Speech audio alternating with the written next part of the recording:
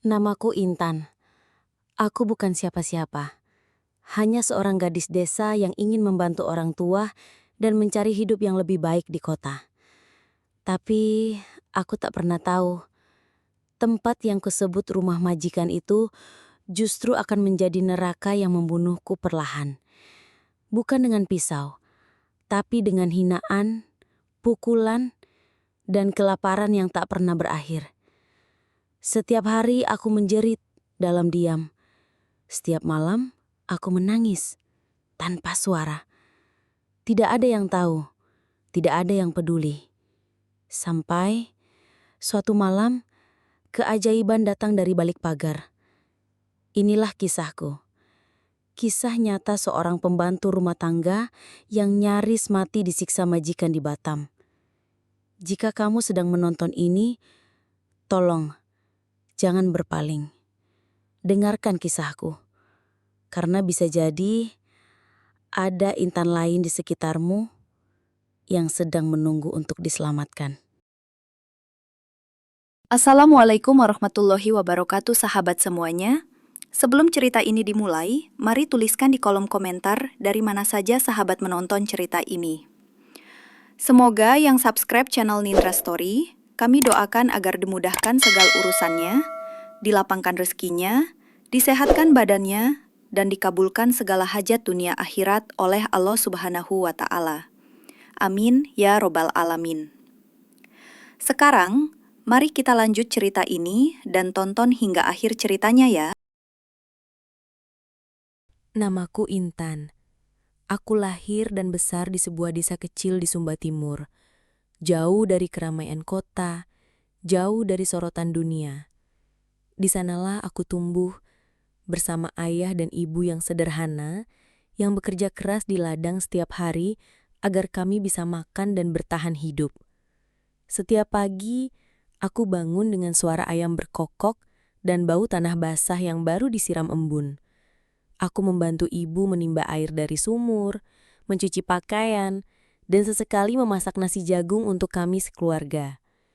Kami bukan keluarga berada, tapi kami selalu saling menjaga. Aku hanya lulus SMP. Sekolah bukan sesuatu yang mudah bagi anak perempuan di desaku. Buku terasa mewah. Sepatu sekolah hanyalah bekas kakak-kakak sepupuku. Tapi aku tak pernah mengeluh, karena aku tahu, apapun itu, aku harus bisa membantu keluarga.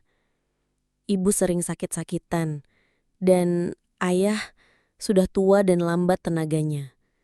Aku ingin mereka bangga padaku. Suatu hari, seorang tetangga yang pernah merantau keluar pulau datang ke rumah.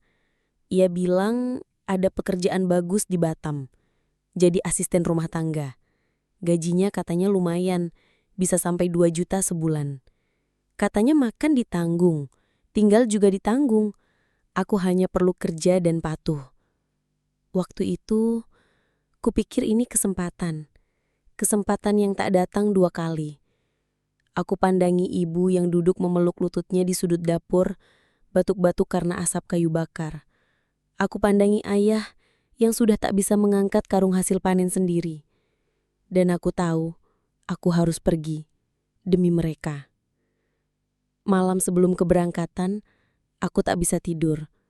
Aku baring di atas tikar, memeluk bantal kecilku yang sudah lusuh. Di luar bulan bersinar terang. Aku membayangkan kota besar, rumah-rumah tinggi, dan pekerjaan yang akan kulakukan. Aku takut, tapi juga berharap. Pagi harinya, aku pamit. Ibu menangis diam-diam, menyelipkan kalung kecil di leherku, kalung dari tulang ikan yang katanya bisa melindungi. Ayah menepuk bahuku dan berkata, "Jangan lupa siapa kamu, Tan. Jangan takut sama orang kota, tapi jangan lawan kalau kamu masih belum kuat." Dengan tas kecil berisi 2 baju, 1 sarung dan sendal jepit, aku naik perahu, lalu menyeberang naik kapal besar menuju Batam. Rasanya seperti mimpi. Aku anak kampung, akan bekerja di kota besar. Kupikir inilah awal dari hidupku baru. Awal dari sesuatu yang lebih baik. Tapi aku tidak tahu bahwa di balik pintu rumah besar yang menungguku di Batam, sudah menanti penderitaan yang tak pernah kubayangkan seumur hidupku. Waktu itu, aku tiba di pelabuhan Batam saat langit masih mendung. Angin kota ini terasa lebih asing, lebih kaku dan tak bersahabat. Aku berdiri kikuk, menunggu seseorang yang belum pernah aku kenal. Hanya tahu dari kata-kata tetanggaku. Beberapa menit kemudian, datanglah seorang wanita yang terlihat rapi dan wangi. Ia mengenakan kacamata hitam dan senyumnya lebar sekali. Ia memanggil namaku, "Intan ya?" Aku mengangguk cepat dan buru-buru mencium tangannya. Aku pikir mungkin inilah majikanku. Tapi ternyata bukan. Dia bilang namanya Bu Leni, orang penyalur. Katanya aku akan dibawa ke rumah majikan baruku yang tinggal di perumahan elit di daerah Batam Center. Katanya mereka orang baik, pekerja keras dan sudah lama mencari pembantu tetap. Di perjalanan, Bu Leni banyak bercerita tentang betapa beruntungnya aku dapat kerja cepat, tentang betapa orang Batam lebih maju dari orang kampungku. Aku hanya diam dan mengangguk-ngangguk, sesekali menatap keluar jendela, mencoba menenangkan hatiku yang deg-degan. Sesampainya di depan rumah majikanku, aku tertegun. Rumahnya besar, lebih besar dari sekolahku di kampung. Catnya putih bersih, pagarnya tinggi, dan halamannya dipenuhi bunga-bunga yang tertata rapi. Aku bahkan sempat berpikir, apa aku pantas kerja di sini? Pintu terbuka, keluar seorang wanita sekitar usia 40 tahunan. Wajahnya cantik, riasannya tebal dan tubuhnya wangi. Ia memandangku dari ujung kepala sampai kaki, lalu berkata pelan, "Ini intannya?" Aku hanya menunduk dan menjawab pelan, "Iya, Bu." Ia mengangguk tanpa banyak bicara dan langsung menyuruhku masuk. Di dalam, suasananya dingin, bukan hanya karena AC, tapi juga sikap orang-orang di dalamnya. Suaminya duduk di sofa, tak menoleh sedikit pun. Ada juga dua anak remaja sibuk dengan ponsel mereka. Hari pertamaku, aku hanya disuruh duduk di dapur, tidak langsung bekerja. Katanya, aku harus belajar dulu sistem kerja di rumah ini. Bu Leni pergi tanpa banyak pesan. Hanya bilang, "Kerja baik-baik ya Intan, jangan buat malu kampung." Hari-hari awal, aku masih bisa tersenyum. Tugasku tidak sulit, mencuci piring, menyapu halaman, dan menjaga dapur tetap rapi. Aku diberi kamar kecil di belakang, dekat gudang, tapi cukup untuk tidur. Makanan selalu sisa dari majikan, tapi aku bersyukur. Setidaknya aku tak kelaparan. Setiap malam, aku menulis di kertas kecil bekas koran. Menuliskan rasa rindu pada ibu dan ayah. Kadang aku menangis diam-diam, membayangkan wajah mereka di bawah cahaya pelita. Tapi aku selalu meyakinkan diri sendiri. Aku kuat, aku pasti bisa. Aku terus bekerja dengan rajin, tak pernah melawan, tak pernah membantah.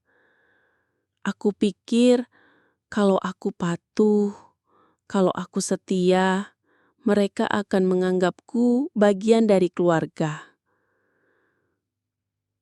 Tapi ternyata aku salah besar. Perlahan, senyum mereka mulai hilang. Kata-kata manis berubah menjadi bentakan. Tugas yang dulu ringan jadi berat dan tak masuk akal. Dan pada akhirnya, aku sadar bahwa rumah besar ini bukan tempat aman yang aku bayangkan. Aku mulai kehilangan arah. Tapi saat itu, Aku masih belum tahu kalau penderitaanku baru saja dimulai. Sudah lewat 2 minggu aku tinggal di rumah itu. Awalnya, aku mencoba berpikir positif. Aku anggap semua sikap mereka yang dingin hanyalah karena mereka belum mengenalku. Tapi semakin hari, aku mulai sadar, ada yang tidak wajar. Butika mulai sering membentak, kadang untuk hal sepele. Misalnya saat aku lupa mengelap meja makan setelah anaknya sarapan, atau saat baju yang kujemur tidak tertata rapi. Ia akan teriak keras sambil menyebutku bodoh atau gak berguna. Aku hanya menunduk. Setiap amarahnya seperti cambuk yang menghantam harga diriku. Tapi aku tahan, karena aku pikir aku hanya perlu belajar lebih baik. Aku harus sabar. Tapi ternyata sabarku diuji lebih dari yang pernah kubayangkan. Pekerjaanku makin berat. Aku harus bangun jam 4 pagi, menyiapkan sarapan, mengepel seluruh lantai rumah 2 lantai, mencuci baju dengan tangan, tanpa mesin, dan harus memastikan rumah tetap bersih sampai malam. Aku dilarang duduk, kecuali saat makan, dan makanku pun kadang hanya sisa lauk di piring anak-anaknya. Tak jarang aku harus menunggu mereka selesai makan dulu, baru boleh makan. Kalau tidak ada sisa, ya aku hanya makan nasi dan kecap. Pernah 3 hari berturut-turut aku hanya makan nasi dingin dan air putih. Lambat laun, tubuhku mulai melemah. Tapi aku tak berani bicara. Bahkan saat badanku demam dan menggigil, aku tetap harus bekerja. Karena kalau tidak, aku akan diancam akan dipulangkan, tanpa dibayar. Oh iya, soal gaji. Aku masih ingat, waktu aku tanya secara sopan pada Butika, "Bu, maaf, saya boleh tanya soal gaji bulan ini?" Dia hanya melirikku dingin lalu menjawab ketus. "Kamu kerja dulu yang benar, gaji itu urusan nanti. Jangan banyak nanya." Sejak itu, aku tak pernah berani tanya lagi. Sebulan, 2 bulan, 3 bulan, sampai hampir setahun. Tak ada uang, tak ada janji ditepati. Aku mulai merasa aku bukan pekerja di rumah itu. Aku budak. Lalu mulai datang pukulan. Suatu hari, aku tidak sengaja menjatuhkan gelas di dapur. Hanya 1 gelas. Tapi reaksi Butika seperti aku menjatuhkan harta berharga. Ia menampar pipiku keras. Begitu keras hingga aku terjatuh.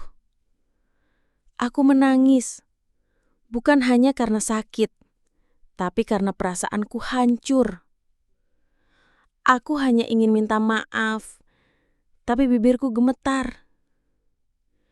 Sejak hari itu, kekerasan fisik jadi hal biasa. Tamparan, cubitan, bahkan kadang disiram air panas. Tubuhku mulai dipenuhi luka lebam. Tapi aku disuruh menutupinya. Tidak boleh keluar rumah. Tidak boleh bicara dengan tetangga. Bahkan tidak boleh melihat ke arah pagar saat ada orang lewat. Aku merasa seperti burung dalam sangkar. Yang dikurung bukan hanya tubuhnya, tapi juga jiwanya. Yang paling tak bisa kulupakan adalah hari saat aku benar-benar merasa seperti binatang. Hari itu aku sakit perut hebat, tapi tetap dipaksa mengepel kamar mandi. Aku tak kuat, jadi aku duduk sebentar. Lalu, tiba-tiba anak perempuannya melihatku dan bilang aku malas. Dia lapor pada ibunya, dan Butika langsung datang membawa plastik berisi kotoran anjing dari kandang belakang. Dengan wajah dingin, dia berkata, "Kalau kamu malas kerja, kamu pantasnya makan ini aja." Aku menolak, aku menangis, dan bilang, "Saya minta maaf, Bu. Saya sakit, bukan malas." Tapi ia tak peduli. Rambutku ditarik, wajahku ditekan ke lantai, dan plastik kotoran itu disodorkan ke mulutku. Aku muntah, tubuhku gemetar. Tapi dia malah tertawa sambil berkata, "Baru tahu rasa kamu." Saat itu, aku ingin mati saja. Aku merasa harga diriku sebagai manusia sudah tidak ada. Aku hanya benda yang mereka injak, yang mereka hina, yang mereka hancurkan setiap hari. Aku tidur malam itu dalam kondisi tubuh gemetar dan batin yang hancur. Dalam gelap, aku memeluk bantal kecil yang kubawa dari kampung. Tangisku tak bersuara. Aku takut. Aku marah. Tapi yang paling besar, aku merasa sendirian. Tak ada ibu di sana yang bisa memelukku. Tak ada ayah yang bisa menenangkanku. Aku hanya punya diriku sendiri. Dan sisa keyakinan bahwa Tuhan masih melihat aku dari jauh. Tapi sampai kapan? Aku tak tahu. Aku hanya bisa menunggu. Entah sampai aku mati, atau sampai seseorang di luar sana sadar bahwa aku butuh diselamatkan. Aku pikir aku sudah tahu seperti apa rasanya sakit. Sakit karena lelah, karena lapar, karena rindu. Tapi ternyata tubuh manusia bisa lebih menderita dari itu semua. Hari-hari setelah aku dipaksa memakan kotoran anjing itu, semuanya berubah. Tidak ada lagi basa-basi, tidak ada lagi tolong atau maaf dari majikanku. Yang ada hanya perintah, bentakan, dan kadang makian binatang. Aku bangun setiap subuh bukan karena alarm, tapi karena trauma. Aku bangun dengan jantung yang berdegup kencang, takut kalau aku terlambat 1 menit saja, maka akan ada tamparan menungguku di dapur. Aku mulai berhitung dalam hati. Berapa detik aku punya waktu dari kamar menuju dapur? Berapa menit untuk menyelesaikan setrikaan? Berapa jam untuk mencuci semua pakaian keluarga besar itu? Aku hidup seperti robot, tapi yang terus dikendalikan oleh rasa takut. Tubuhku mulai rusak. Telapak tanganku melepuh karena sering menyentuh air panas tanpa sarung tangan. Kakiku pecah-pecah karena setiap hari berdiri di atas lantai dingin tanpa alas. Aku jarang sempat mandi, bukan karena malas, tapi karena tak ada waktu. Bahkan untuk buang air kecil pun, aku harus mencuri waktu di sela-sela pekerjaan. Tapi yang paling menyiksa bukan tubuhku. Yang paling hancur adalah pikiranku. Aku mulai merasa aku bukan manusia. Karena setiap hari aku dibentak seperti hewan. Karena setiap hari aku dipukul hanya karena salah menyusun sendok. Karena setiap malam aku tidur dalam ketakutan. Bukan takut akan hantu, tapi takut akan manusia yang tinggal di bawah atap yang sama denganku. Butika semakin brutal. Kadang saat ia sedang emosi karena suaminya, akulah yang jadi sasaran. Ia akan datang ke dapur, memukulku dengan sapu atau mendorongku ke tembok. Bibirku pecah, kupingku berdarah, tapi tak ada yang peduli. Anak-anaknya hanya menonton, kadang malah ikut mengejek. Mereka tertawa saat aku kesakitan. Mereka menirukan tangisku. Anak perempuannya pernah merekamku saat sedang merangkak membersihkan muntahan anjing itu, lalu menyebarkannya ke grup WhatsApp keluarga. Aku dengar sendiri ia berkata, "Lihat nih, budak baru mama, lucu banget deh kalau nangis." Hari itu, aku benar-benar ingin lenyap. Pernah suatu malam, Aku coba berdiri di dekat jendela kamar kecilku. Aku melihat keluar, ke jalanan yang gelap dan sepi. Aku berpikir, andai aku bisa lari malam itu, mungkin aku bisa bebas. Tapi aku tak tahu kemana. Aku tak tahu jalan keluar. Bahkan, aku tak tahu harus lari kepada siapa. Aku tak punya ponsel, tak punya uang, tak punya siapa-siapa. Dan Butika tahu itu. Ia tahu aku tak akan lari, karena aku tak punya apa-apa. Karena itulah ia berani menghancurkan tubuhku, menghina martabatku, memperlakukan aku seperti binatang.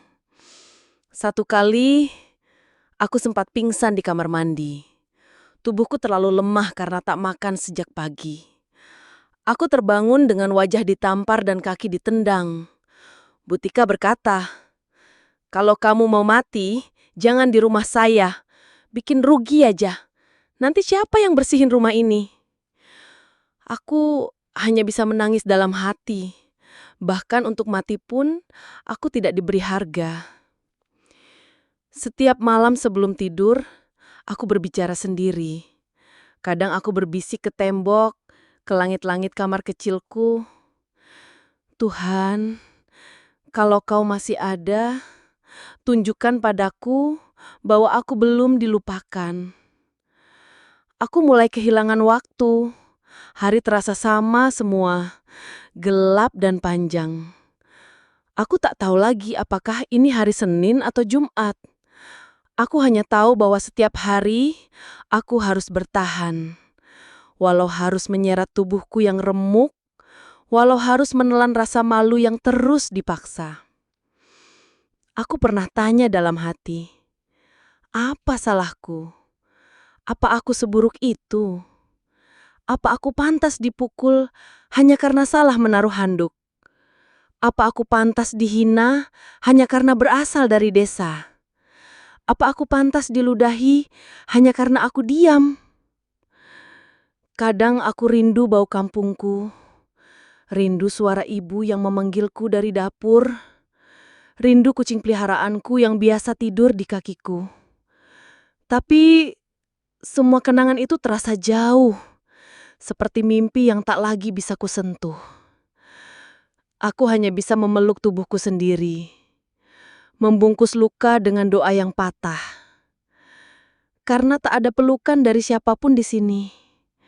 Tak ada yang bertanya, "Intan, kamu baik-baik saja?"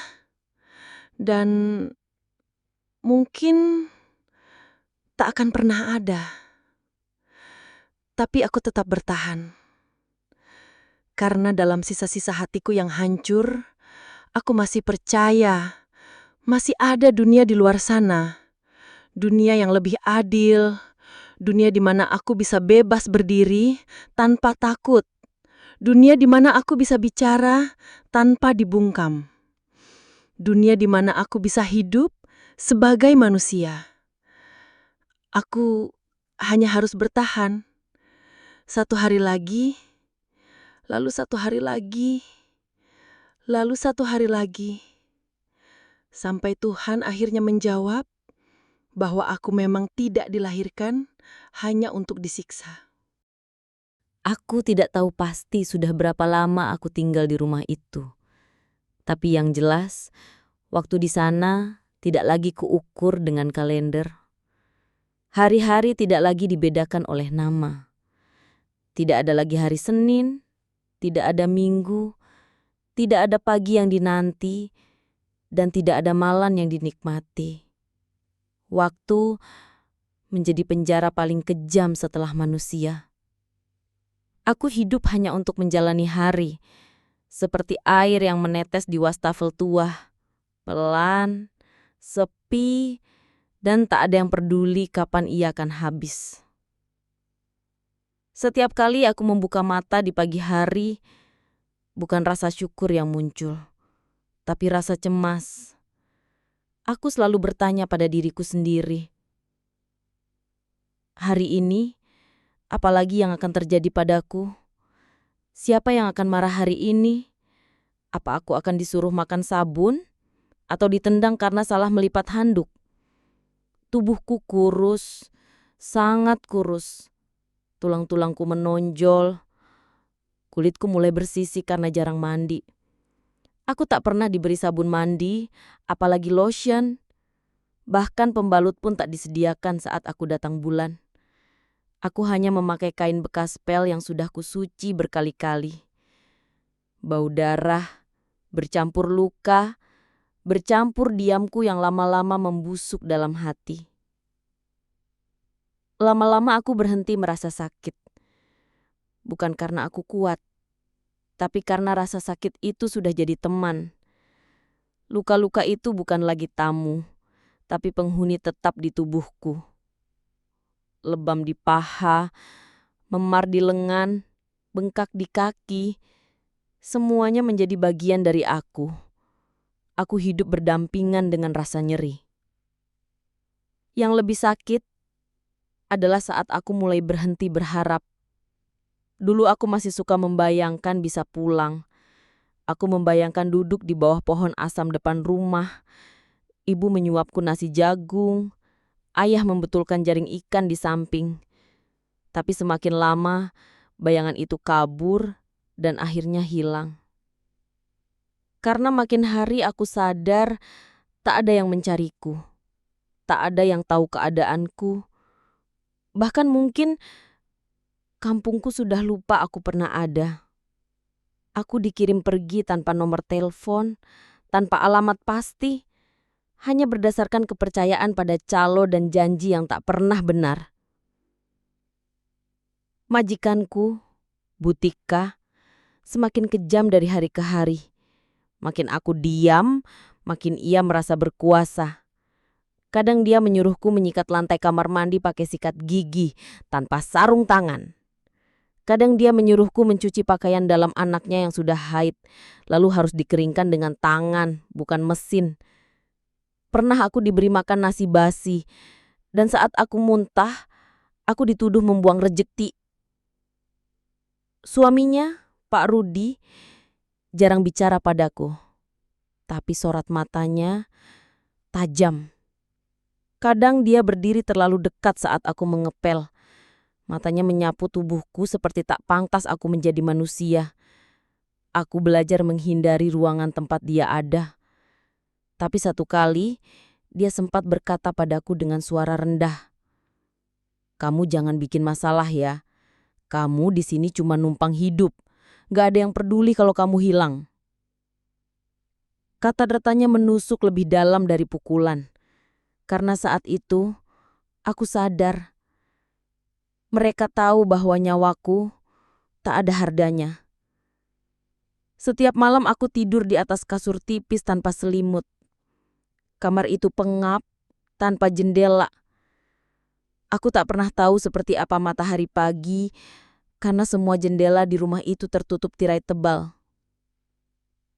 Aku hanya bisa menebak waktu dari suara azan yang samar-samar terdengar dari masjid jauh di luar perumahan.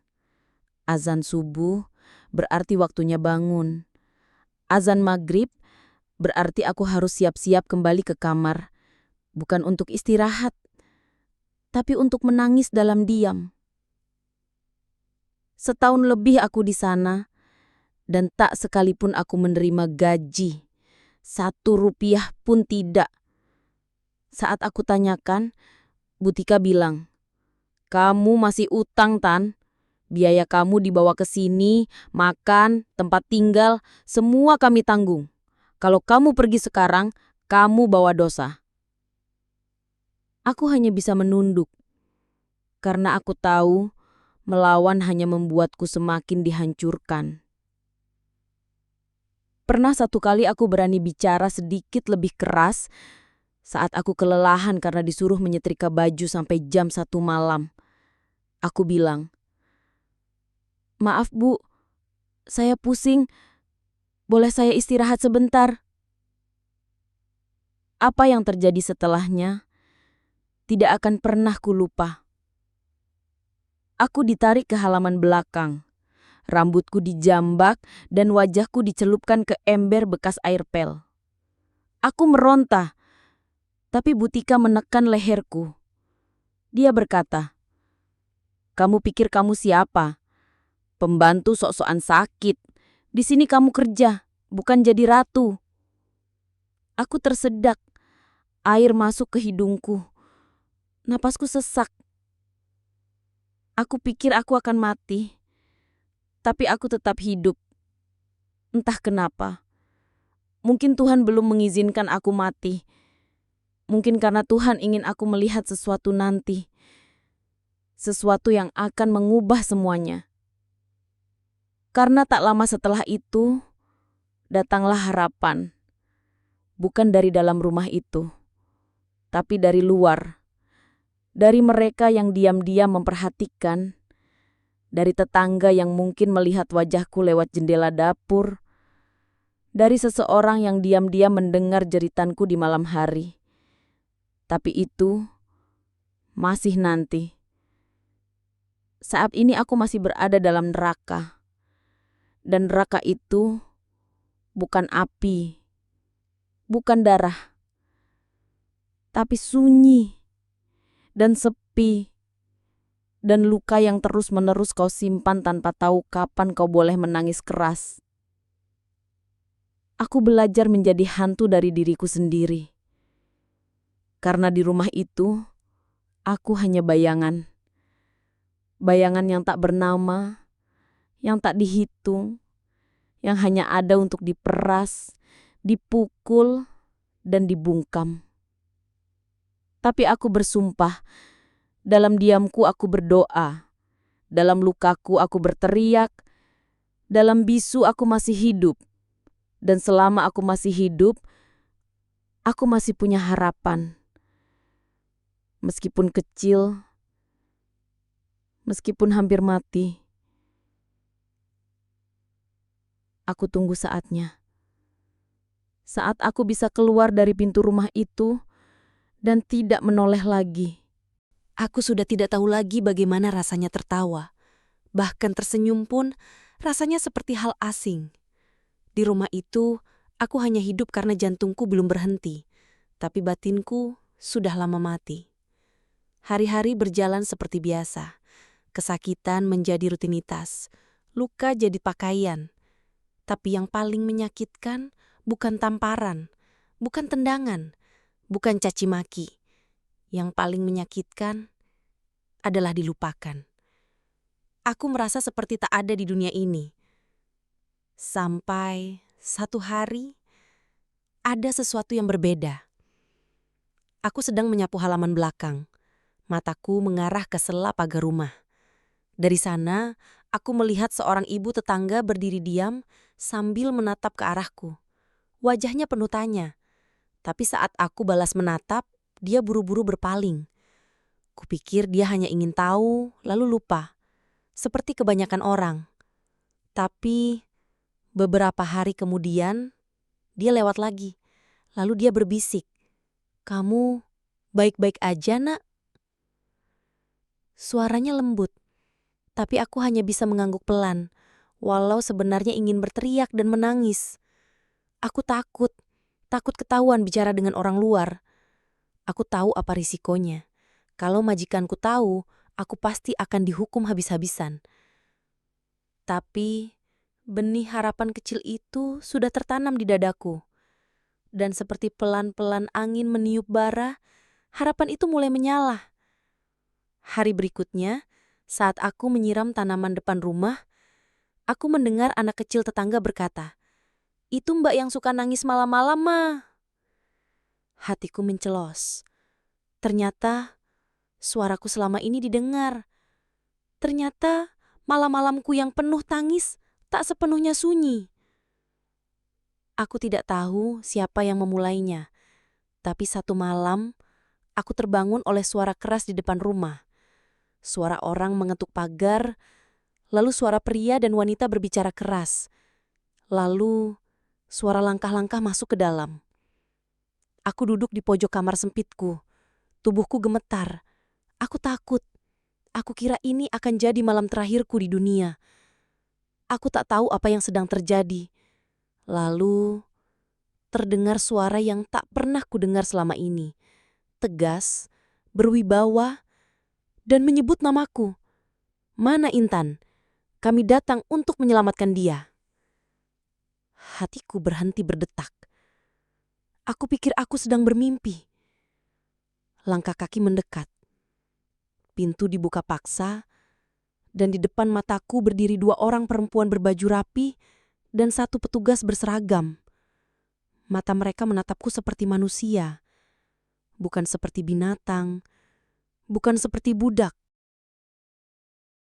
Aku hanya bisa menangis, tapi bukan tangis biasa. Tangis itu seperti air bah yang selama ini kutahan di bendungan hati. Tangis karena tak percaya bahwa akhirnya ada yang datang, ada yang peduli, ada yang tahu bahwa aku ada. Tanganku gemetar saat mereka mendandengku. Tubuhku lemas. Aku tidak ingat kapan terakhir kali aku disentuh dengan lembut. Saat tangan salah satu dari mereka menyentuh bahuku, aku menangis lagi. Karena sentuhan itu bukan untuk memukul, tapi untuk menenangkan. Butika berteriak-teriak di belakang. Ia bilang aku pembantu tidak tahu diri. Ia bilang aku maling. Ia bahkan menyebutku sebagai perempuan gila. Tapi tak ada yang peduli lagi. Suaranya pelan-pelan tenggelam. Tertutup suara detak jantungku yang berdebar karena sesuatu yang baru. Harapan. Aku dibawa keluar rumah. Untuk pertama kalinya setelah berbulan-bulan, aku melihat langit malam. Bintang-bintang kecil menyambutku. Udara malam menerpa wajahku, dan aku merasa seperti lahir kembali. Sesampainya di kantor LSM, mereka memberiku minum hangat. Mereka menanyakan banyak hal, tapi aku hanya bisa menangis. Kata-kata seolah hilang. Suaraku serak karena terlalu lama diam. Baru esoknya aku bisa bicara pelan. Aku menceritakan semuanya. Dari awal. Dari saat aku pergi dari kampung sampai malam itu. Mereka mendengarkan. Bukan sekedar mendengar. Tapi benar-benar mendengarkan. Mereka percaya padaku. Dan untuk pertama kalinya dalam hidupku, aku merasa berharga. Hari-hari berikutnya, tubuhku diperiksa. Hasilnya, aku mengalami kekurangan gizi, luka dalam, dan trauma berat. Aku diungsikan ke rumah aman. Di sana aku tidur di atas kasur empuk. Makan 3 kali sehari, diberi baju layak pakai. Dan lebih dari itu, aku diberi waktu untuk menangis, untuk bicara, untuk didengarkan. Penyiksaan itu memang telah membekas. Tapi malam itu, malam saat aku diselamatkan, adalah titik balik. Titik saat aku tahu bahwa ternyata aku masih pantas untuk hidup. Pantas untuk dicintai, pantas untuk dibela. Aku tak tahu siapa yang pertama kali membuka suara. Tapi aku tahu, suara kecil itu yang berasal dari balik pagar rumah telah menyelamatkan hidupku. Aku belajar sesuatu dari semuanya. Kadang, harapan datang bukan dalam bentuk pelangi, bukan dalam bentuk pelukan besar, tapi dalam bentuk bisikan, dalam bentuk lirikan mata, dalam bentuk seseorang yang cukup peduli untuk bertanya, "Kamu baik-baik aja?" Dan dari sana, hidupku mulai berubah. Setelah diselamatkan malam itu, hidupku tidak serta-merta menjadi tenang. Memang aku sudah tidak lagi tinggal di rumah yang penuh teriakan dan siksaan. Tapi luka yang mereka tinggalkan masih menempel di tubuh dan pikiranku. Bahkan lebih dalam dari yang bisa dilihat orang. Aku tinggal di rumah aman bersama beberapa perempuan lain, korban kekerasan seperti aku. Di sana, aku baru tahu, ternyata bukan cuma aku. Ternyata ada banyak Intan di luar sana.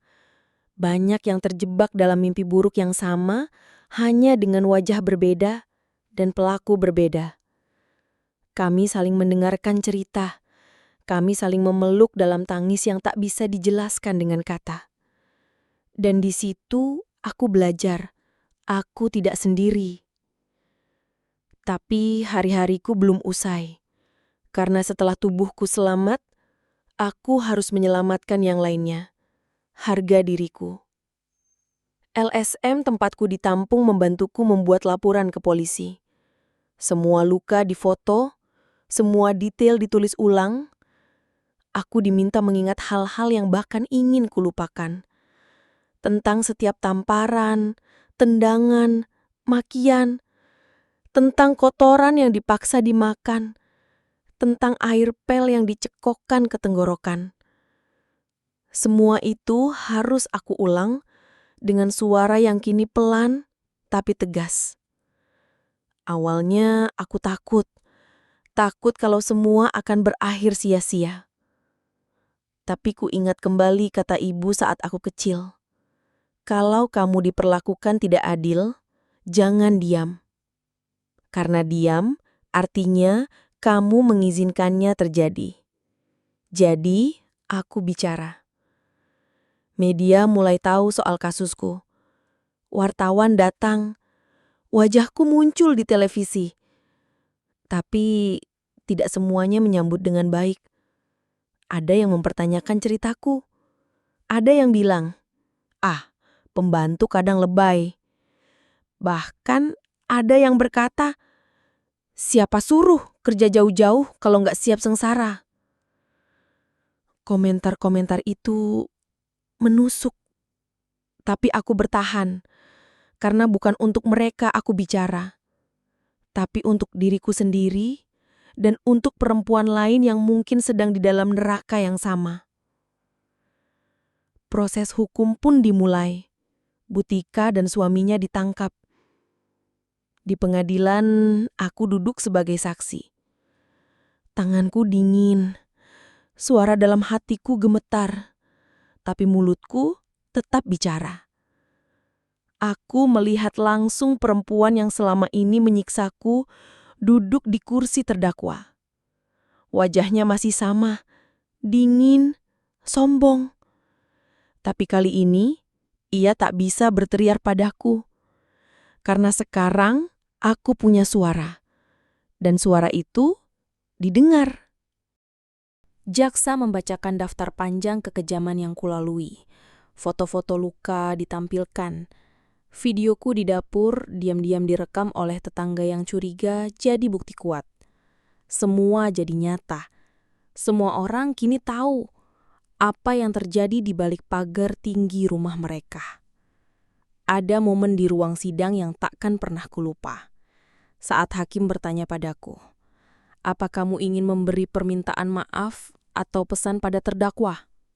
Aku diam beberapa detik. Lalu aku berkata, saya tidak ingin balas dendam. Saya hanya ingin Butika tahu bahwa saya manusia. Saya punya nama. Saya bukan budak. Dan saya bukan milik siapapun. Saya Intan, anak dari seorang ibu sederhana di Sumba. Dan hari ini, saya berdiri di sini bukan untuk meminta belas kasihan. Saya berdiri untuk mengambil kembali martabat saya. Ruang sidang hening. Lalu aku melihat, di barisan belakang, perempuan yang pernah menyelamatkanku lewat pagar menangis. Keputusan hakim datang beberapa minggu kemudian. Butika divonis bersalah atas kekerasan dan penyiksaan. Dia dijatuhi hukuman penjara. Tidak panjang memang, mungkin tidak sebanding dengan luka yang kubawa. Tapi bukan lama hukumannya yang membuatku lega. Yang penting, dia tidak lagi merasa bisa menyiksa tanpa akibat. Dan yang lebih penting, aku berhasil bersuara. Setelah putusan, aku mulai diberi kesempatan untuk bercerita di forum-forum, diundang ke radio, bahkan diminta menulis surat terbuka untuk korban kekerasan lainnya. Aku belajar membaca kembali, belajar bicara di depan umum. Setiap kali suaraku terdengar, aku merasa luka itu sedikit demi sedikit sembuh. Tapi jangan salah, aku belum sepenuhnya pulih. Kadang, saat malam datang, suara bentakan itu masih terngiang. Kadang aku masih terbangun karena mimpi buruk. mimpi aku kembali terjebak di kamar sempit itu. Kadang aku masih takut saat melihat wanita berwajah mirip Butika di jalan. Luka-luka itu tidak hilang begitu saja, tapi sekarang aku tahu, aku tidak sendiri. Aku punya banyak saudari yang pernah diam dan ingin bersuara. Perjalananku belum selesai, tapi hari itu di pengadilan, aku memulai langkah pertama.